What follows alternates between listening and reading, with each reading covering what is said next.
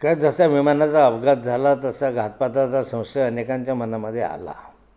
अमोल मटकरेंनी या ठिकाणी जे वक्तव्य केलेलं आहे त्या वक्तव्यामध्ये काही तथ्य आढळतं की जर 6 लोक विमानात गेल्याचं रेकॉर्ड आहे तर 5च शव कसे काय त्या ठिकाणी मिळाले असं समजतं आहे. त्या ठिकाणी पायलट बाकी त्याच्यामधनं गायब आहे, पायलटचं शव त्याच्यामध्ये नाही असंही माहिती पडली.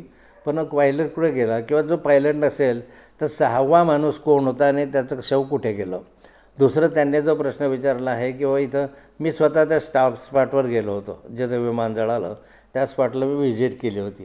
त्या ठिकाणी मी स्वतःही हे पाहिलं की सर्वत्र कागदांचा खच पडलेला होता, आजूबाजूला फाईल्स पडलेल्या होत्या, परंतु कागद एकही जळालेला नव्हता त्या ठिकाणी. आणि मग असं अनेक शंका असताना या ठिकाणी मला असं वाटतं प्राथमिक चौकशीमध्ये की शंकेला वाव न ठेवता या घटनेची न्यायालयीन चौकशी झाली पाहिजे. निर्मला सीतारामजींनी आपला अर्थसंकल्प सादर केला.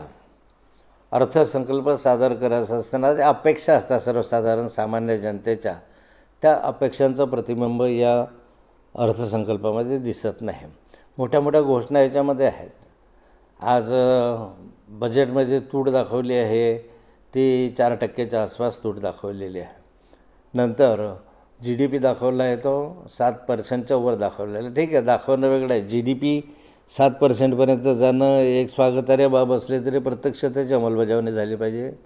आणि तूट जी आज 4%पर्यंत दिसते, 3.5%पर्यंत तूट दाखवली जाते, त्या तुटीची भरपाई कशामधनं केली पाहिजे याचा काही उल्लेख ह्याच्यामध्ये दिसत नाही आहे.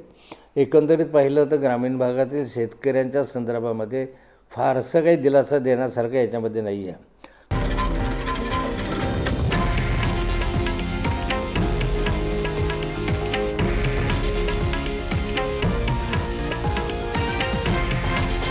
हे आहे देशातील नंबर 1 न्यूज नेटवर्क आणि आपण पाहत आहात TV9 मराठी, एकमेव.